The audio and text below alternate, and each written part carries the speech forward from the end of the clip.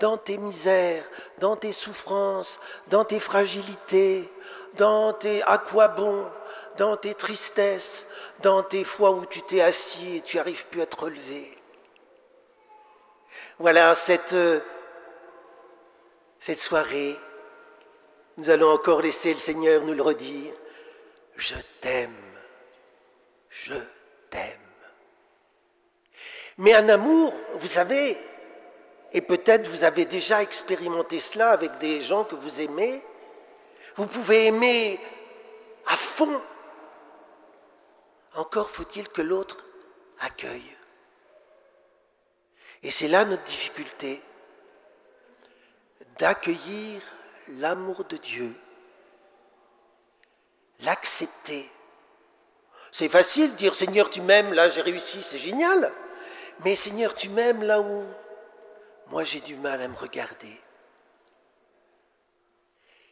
Et à ce moment-là, comme ce cadeau c'est lui-même, notre cœur va être transformé. Il va devenir brûlant parce que nous aimerons. Et cet amour, nous pourrons le porter. Voilà tout ce chemin que Jésus nous invite à vivre. L'accueillir, l'accepter pour l'aimer. Mais nous sommes tous très différents et puis dans nos vies, il y a des moments de toutes sortes. Parfois c'est facile, parfois c'est plus difficile. Et nous sommes dans la durée, ça se fait petit à petit. Jésus ne nous brusque pas. Il vient et il nous parle à la mesure du moment où nous sommes. C'est pourquoi la miséricorde, elle se déploie de manière multiple, telle que l'Église l'a découverte dans le souffle de l'Esprit. Oh, l'Église sait bien que le lieu le plus beau de la miséricorde, c'est le sacrement du pardon, c'est le sacrement de la conversion, c'est-à-dire du retournement pour découvrir qu'on est aimé. Alors, évidemment, on court pour se confesser. D'ailleurs, les prêtres, ils attendent, il y en a une trentaine là-bas qui sont déjà en train d'attendre. Alors n'hésitez pas, si vous y êtes prêts, allez-y. La confession, un cadeau extraordinaire. Vous savez, j'ai souvent réfléchi à ça. Je me suis dit, quand j'étais enfant, de temps en temps à l'école, j'étais plutôt un bon élève, ça allait, mais de temps en temps, il y avait des ratés. Et alors, ma feuille d'exercice, je faisais poubelle. Ça va quand c'est un exercice de latin, d'anglais, pour moi pas trop de maths parce que je n'ai pas trop de difficultés. Mais quand c'est une difficulté de notre vie, vous avez envie de prendre une partie de votre vie, de la mettre à la poubelle? Jésus, certainement pas. Il dit, si tu en as envie, moi j'en ai pas envie. J'ai pas envie de t'accueillir au ciel à trous. J'ai envie de t'accueillir avec tout ce que tu es. Oui, mais Seigneur, ça, c'est raté. Tu vois, c'est sale. Ça a même pourri. Jésus lui dit, mais ça, qu'est-ce que t'en fais? Ben, Seigneur, surtout, je ne le montre pas. Même pas à toi, d'ailleurs. Il dit, montre-le-moi. Oui, Seigneur, mais je suis honteux. Ben oui. Mais moi, je suis le médecin et j'appelle le malade. D'habitude, toi, c'est quand tu es malade, tu appelles le médecin. Moi, je suis médecin et je t'appelle. Montre-moi. Et est-ce que tu es triste de me montrer ça? Ben oui. Mais tu es triste de montrer ça, pourquoi? Est-ce que ce ne serait pas parce que tu m'aimes un peu? Mais si ta tristesse, c'est parce que tu m'aimes un peu, ta tristesse est un magnifique cadeau d'amour. Donc offre-moi ce qui est pas beau avec ta tristesse d'amour. Ah, mais tu sais, moi, c'est une petite tristesse d'amour, mais c'est surtout parce que j'ai honte de moi. C'est pas grave, donne. Parce que comme ça, petit à petit, je vais ressaisir toute ta vie. C'est ça la confession. C'est quand même génial. Les trucs ratés de notre vie, Jésus les saisit comme les plus beaux cadeaux qu'on peut lui faire parce qu'on lui offre en étant triste de n'avoir que ça à lui offrir ou d'avoir ça aussi à lui offrir. Bonsoir, je suis le Père Benoît, je viens de Bruxelles, en Belgique. Et depuis quelque temps, j'écris des poèmes justement sur la vie avec Dieu. Alors, pourquoi est-ce que j'ai commencé? Parce que tout d'un coup, je ne pouvais pas faire autrement de commencer à écrire. Je ne lisais jamais de poésie. Mais il y avait quelque chose qui me traversait et il fallait que ça sorte. Ça m'habitait et je n'étais quitte de cela que quand je l'ai écrit. Alors, je voudrais partager avec vous un poème que j'ai intitulé « Avant de dormir ». C'est un poème ou une prière plutôt pour se confier à Dieu en temps de désolation. Ça fait 20 ans que je suis prêtre et de Jésus je parle assez souvent. Et je sais beaucoup de choses. Je le dis et j'y crois profondément. Et pourtant, il y a quand même des soirs où après la journée, eh bien, Dieu semble bien loin. Et je sais bien qu'il s'agit de me tourner vers Dieu maintenant. Alors, dans le poème que je vais vous lire, il y a deux parties. Une première qui explique un peu tout ce qui peut habiter le cœur, et puis une autre que vous allez découvrir.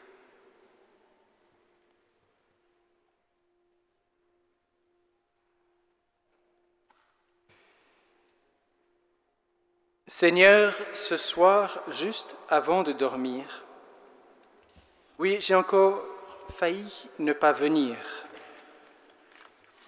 ne pas m'approcher, m'exposer à toi et mettre entre toi et moi une paroi.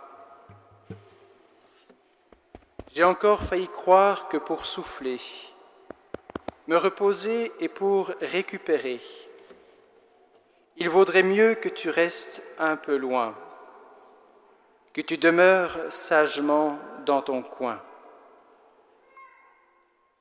La clarté de ta lumière, trop forte, comme un poids, tel un énième fardeau, avec la violence de la corde, s'ajouterait, tomberait de trop haut. Elle s'abattrait comme pour me narguer sur mes frêles épaules, tel un coup de grâce, alors que je suis déjà bien trop fatigué, que j'arrive à peine à rester à la surface. Comment, après cette trop lourde journée, supporter encore tout le reproche, être rejeté comme un condamné pour tout ce que j'ai fait de mal, de moche. Et encore, s'il n'y avait que cela, c'est sans compter les trop nombreuses fois où j'ai laissé le pauvre qui souffrait là. Oui, sans charité, j'ai vécu ma foi. Devant mes péchés, je reste sans voix. C'est bien devant toi que j'ai fait cela. Je sais, je n'ai droit à aucun pourvoi. Je me suis éloigné de toi comme ça. Je n'ai plus d'énergie, pas plus d'excuses. Ils ont leur raison, tous ceux qui m'accusent. Que dire s'ils n'ont qu'il faut une justice, que le tribunal doit faire son office? La crainte, la peur, pire l'angoisse me saisit. Je me sens si seul, si abandonné. C'est l'heure des ténèbres, ici le proscrit. Qui pourrait bien vouloir le consoler? Seigneur, juste avant de dormir ce soir, j'ai encore été tout près d'oublier combien ta lumière est chargée d'espoir, combien sa mission est de délier. Ta lumière est amour, miséricorde. Elle ne prend aucun plaisir à charger, à reprocher ni même à condamner. C'est un regard bien doux qu'elle nous accorde. Sa joie est d'offrir ton pardon aimant, de combler de tes infinies largesses, très largement, même si c'est indûment, par la foi de nous donner tes richesses. Et elle jubile quand elle peut consoler. Elle n'attend qu'un oui, qu'une simple ouverture, pour déverser ta grâce et pardonner, laver et purifier de toute souillure. Ton désir est de demeurer en nous, de nous combler de ta présence aimante, de pouvoir te jeter à notre cou, de nous couvrir de tes baisers ardents. Pour cela, tu n'exiges aucun mérite, aucun bon point, rien, absolument rien. Un signe et tu reviens en courant vite, tu accours pour nous combler de tes biens. Seigneur, j'ose à peine, tant l'orgueil me tient. Donne-moi l'humilité d'ouvrir le cœur. Donne-moi de me confier à ta douceur. Viens, Seigneur, viens, que ce soir, je sois tien. Nous allons accueillir Jésus dans le Saint-Sacrement. Il va venir au milieu de nous. Seigneur, vraiment nous voulons t'accueillir dans nos cœurs. Nous te demandons ensemble ton Esprit Saint pour pouvoir venir à toi, que ton Esprit habite nos cœurs, que ton Esprit nous donne la force de nous mettre devant toi, de nous approcher de toi comme cette femme hémorroïs. Merci Seigneur pour les frères que tu nous donnes. Seigneur, donne-nous vraiment d'accueillir ta présence au milieu de nous.